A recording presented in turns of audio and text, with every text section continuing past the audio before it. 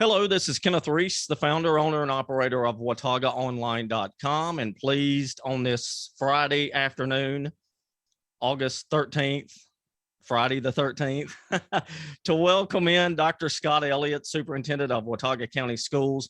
And if you have followed WataugaOnline.com at all over the past year, you know that we've had Dr. Elliott on, especially during COVID, to talk about the situation, to talk about schools.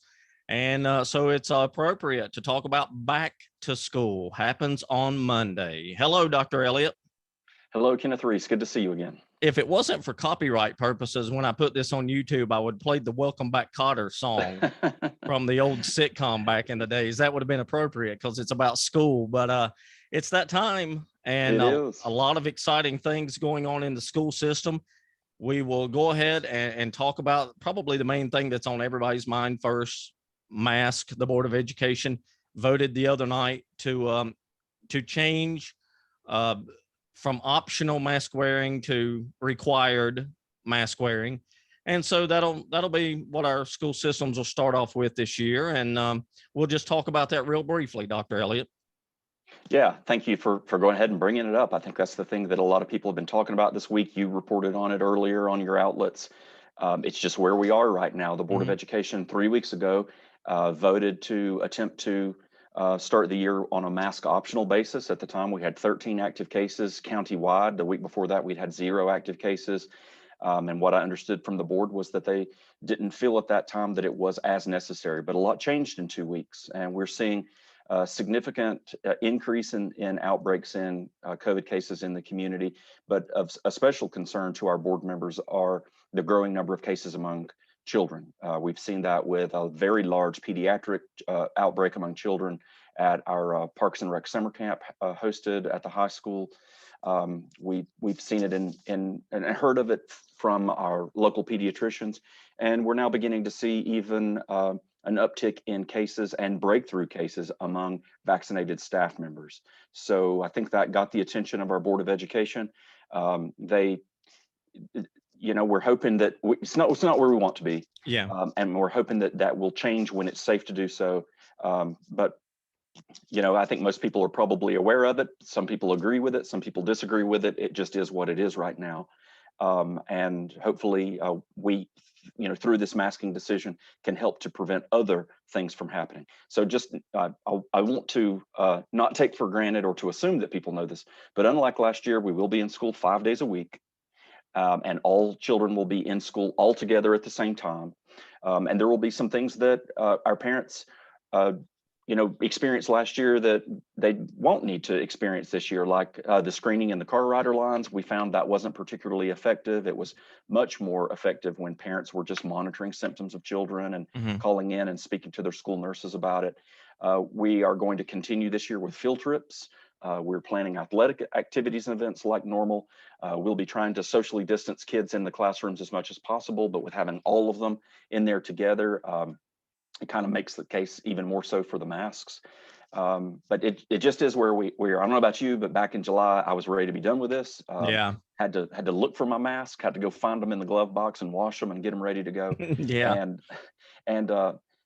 Otherwise, though, I want to say we're excited about the start of the school year and about seeing families back in school. I've been in some of the schools for the open houses this week. I know that you attended, and I attended one for my daughter last night as well. And we're just trying to make it as positive a start to the school year as possible, and looking forward to seeing everyone on Monday. I want to bring a little context to the mask vote. When the Board of Education in that we'll call it the first vote, made masks optional. If my memory serves, I think at that time, Watauga was one out of only 7 school systems in the state that were even deciding at that point to make them optional. Right. Now, this was probably a month ago, maybe month and a half ago, maybe something like that. Since that time, just about every other school or just about every school system in the state has made a decision what they are going to do since then. And many of them just in the last couple of days to week and a half. And so I bring all that up to say that there are other school systems too, not that we're overly concerned about them, but they made the same decision to go optional. And then they saw rising numbers and decided to go with the mask requirement as well. So just for the viewer, understand too, Watauga by far is not the only school system that decided to go this route. Many others have too. Right. So, yeah, timing's everything. The board was delayed with their July meeting because of the July 4th holidays and some of the board members' schedules. So they met on Monday, July the 26th, heard their monthly COVID update from me, and at that time they voted to make masks optional. So other boards of education had already met in July. Maybe they had postponed the decision until August. And I think maybe had the board waited until August to make that decision, there wouldn't have been this change of position. We'd just be where we are now.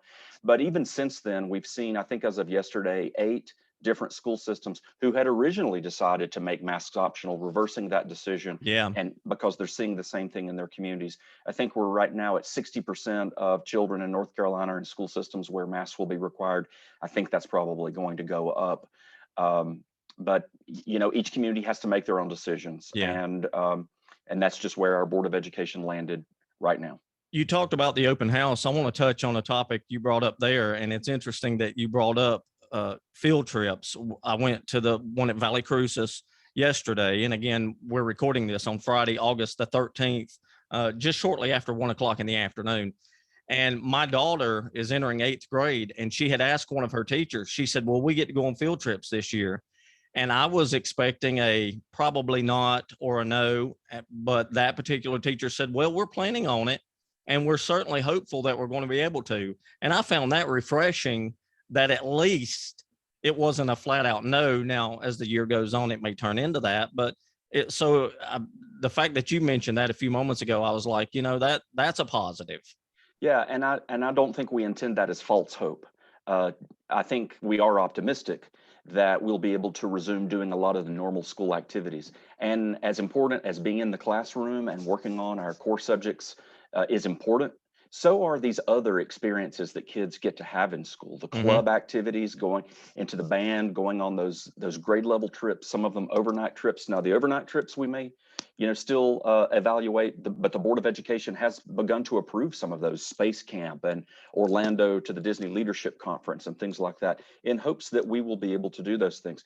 But I think that what we found is that with the masks, riding on the bus, the screening, keeping children, sick children home, that we can safely do those things. Now, if things really deteriorate, we might have to reevaluate those things. Right. But you know, my daughter, as you and I talk a lot, is also going into 8th grade. This is the time of their life. Yes. And these 13 years that they have in school are just so special. They go by so quickly, and we want to try to provide the best for them. My son was in 8th grade 2 years ago, left school in March, never got to go back, didn't get to experience some of those end of middle school fun activities. Started 9th grade on remote instruction, you know, all of which just made for not the best way to experience the school year. So we are hopeful that we'll be able to be normal again. And if it means wearing a mask so that, and this is a thing that, you know, I want people to understand, part of the masking decision for the Board of Education had to do with the change in the state DHHS requirements around quarantine. Last year, if you or I were together and in close contact and one of us was sick, then we would both be quarantined no matter what. But in school now, the guidelines say that if everyone is wearing a mask, even if we're in close contact, the other children do not have to be quarantined unless they become sick also. So it's kind of like, you know, wearing the mask may prevent unnecessary quarantines of students and keep children in school for what, you know, might have been the 2 to 3 weeks of quarantines that we saw last year. So Yeah. again, I'm not happy about having to wear a mask, and my children are not happy about. We're all wanting to get back to normal, but it's just where we are right now and what our board felt was necessary. But yeah, field trips, parents coming in and volunteering, reading with the classes, helping the teachers, all of those things we can do and do safely. Just the sheer fact that each individual school was able to have an open house That's right. says a lot. Yeah. Let's talk about a couple of other matters for the school year. Again, speaking with Dr. Scott Elliott, Superintendent of Watauga County Schools, and we're filming this on Friday, August the 13th, just shy of 1:30 now. Let's go to lunch meals first. They're free again this year?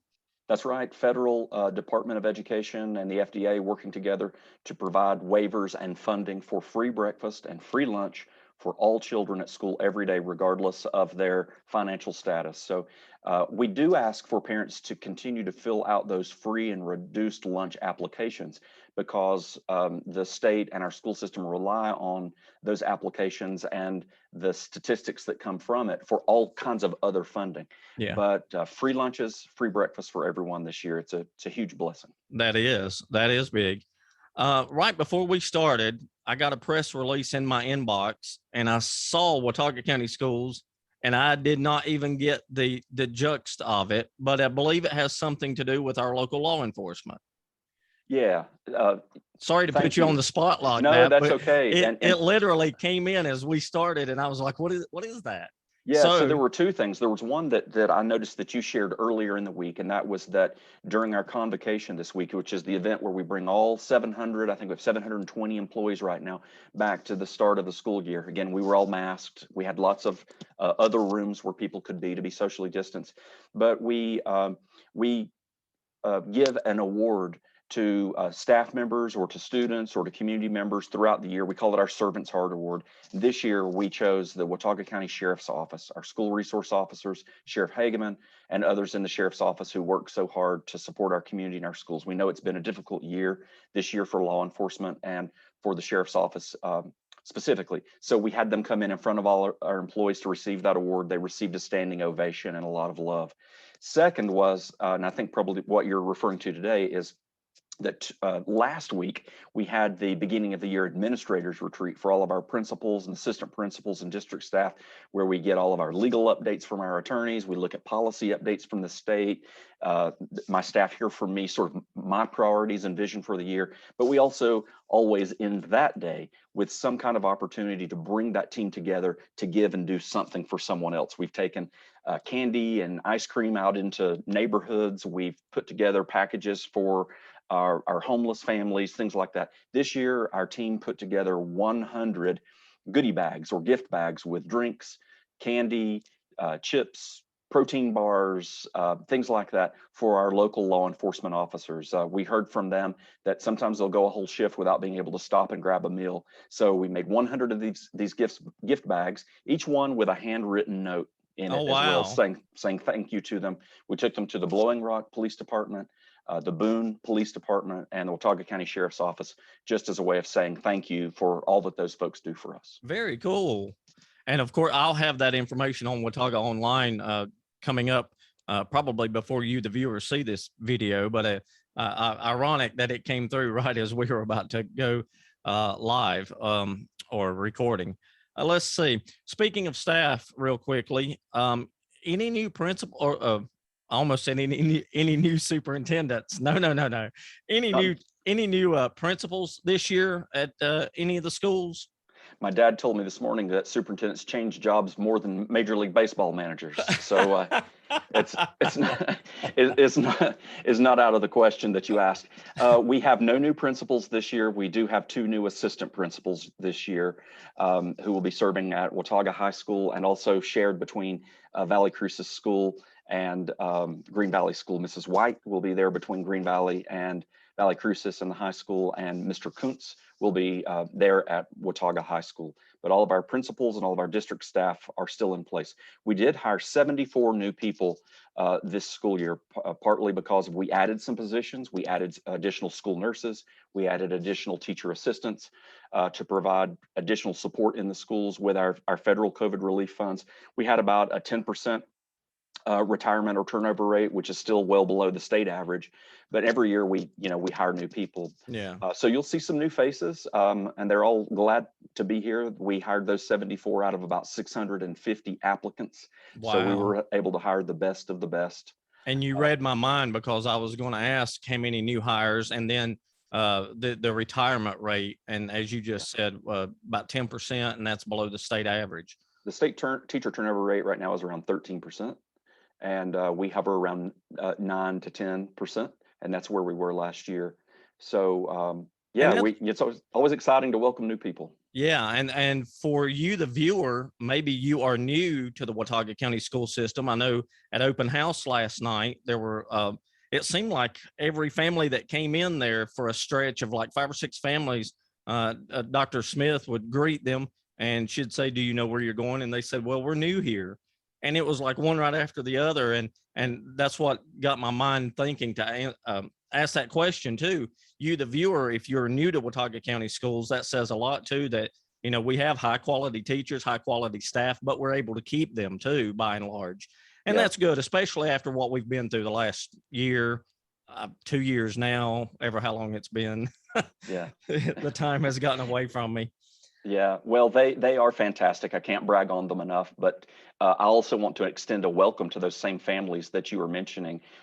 We saw over the last year and this summer, we've enrolled a significant number of new children and families. I think, you know, I've been able to speak to several of them. I'm sure they're all different circumstances, but many of them said that COVID caused them to really rethink some things as a family. Mm-hmm. And they, you know, might have come to our area on vacation, or they used to live here or went to college here, and they realize that quality of life is more important now, more important than ever. It says a lot about our community that if people could live anywhere, that they want to live here, and certainly we're proud that they want to come be a part of our schools. We also don't take for granted that our families want to stay with us, especially through all of the difficult times and possible disagreements. We're glad to have these families with us. While we're talking about that a moment, are we, the Watauga school system, still doing the working together with homeschool kids to be able to attend classes in person if they want? Refresh us on that again.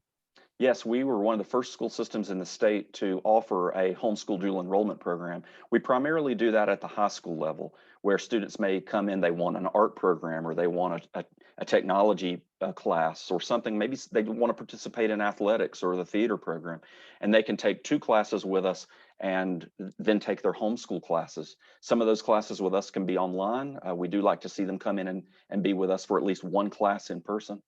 We've now expanded that to elementary and middle grades through our Watauga Virtual Academy. This morning, we're up to 84 students enrolled in our brand new Watauga Virtual Academy. And we're also seeing families that have never been with us before, who maybe were homeschooling. Now they want to take advantage of being able to have online classes with our teachers, and then you know, their children can play basketball on a school basketball team or something like that. We haven't yet opened that door up to in-person dual enrollment at the K-8 school. That gets a little bit more tricky with in-person instruction there, but we're certainly doing that at the high school, and we're just trying to remain open to our families and what they need and what they want. And any information about any of those programs, whether you as a parent or guardian are looking to do it now or maybe next year or later on, you can always find that at wataugaschools.org. That's right. Okay. Anything else that you can think of? My mind is thinking, trying to think back to school. What else should we touch on? Anything new with transportation and buses? Well, you know, our community's seen those big yellow buses on the road all throughout the summer with our summer camp program, but there will be a lot of people who are either new to our community or those college students that are in the commute on Monday morning. Just remember those big yellow buses. Remember those rules about seeing the big red lights, the big yellow and big red lights. Go to the DMV website, or sometimes I've seen this on your outlets as well. Just a little reminder of when you can and when you cannot pass by a school bus when they are making a passenger stop. Certainly never, ever go around a stopped school bus. It happens every year, and it concerns us very much. We have high definition cameras now on all of those buses.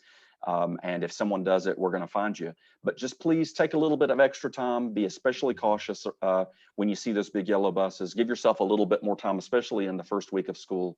Also, in the car rider lines, you know, in the first few days of school, we all like to drive our children to school if we can and drop them off. Also, be mindful of just giving yourself a little bit more time to do that.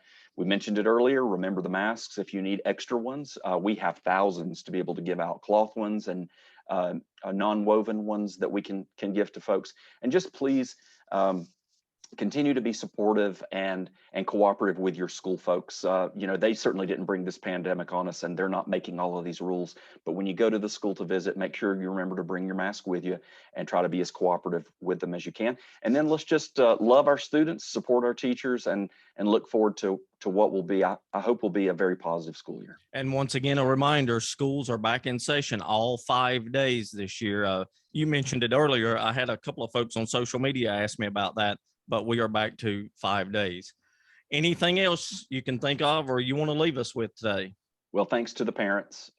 These are tough times right now. We all need to work together as a community. Unfortunately, you don't have to look very far to see lots of disagreements or unkind words or divisiveness, but we're stronger when we're together.